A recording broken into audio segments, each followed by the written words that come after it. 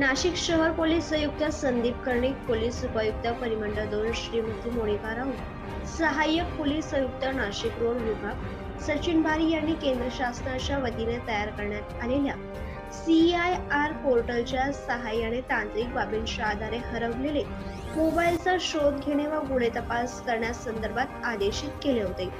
वरिष्ठांच्या आदेशामुळे Nashik road police स्टेशनचे वरिष्ठ पोलीस निरीक्षक अशोक गिरी यांनी नाशिक रोड पोलीस स्टेशनकडील दहशतवाद विरोधी पथकाचे अंमलदार यांना सूचना देऊन वर नमूद प्रमाणे कारवाई करण्याचे आदेश केले होते।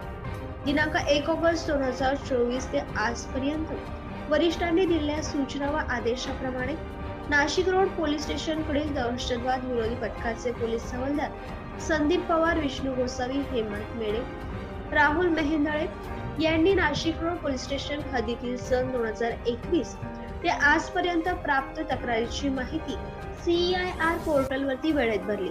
सदर पोर्टलद्वारे प्राप्त माहितीचे तांत्रिक विश्लेषण करून त्या आधारे दिनांक 28 नोव्हेंबर 2024 रोजी एकूण 130 मोबाईल फोन अंदाजे किंमत 19,45,000 रुपये असे शोध घेऊन ते ताब्यात घेऊन उल्लेखनीय कामगिरी केली आहे। नमूद सर्व मोबाईल फोन हे आज रोजी तक्रारदार यांना परत करण्यात आले आहेत।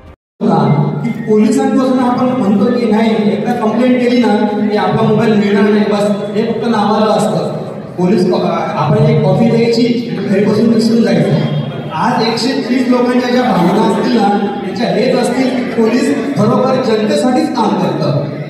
ते म्हणतात ना, तत्रक्षणाय फलनिग्रहणाय, म्हणजे पोलीस चोरांसाठी वेगळं आणि चांगल्यांसाठी रक्षण करतं, ते हे याचं उत्तम उदाहरण आहे।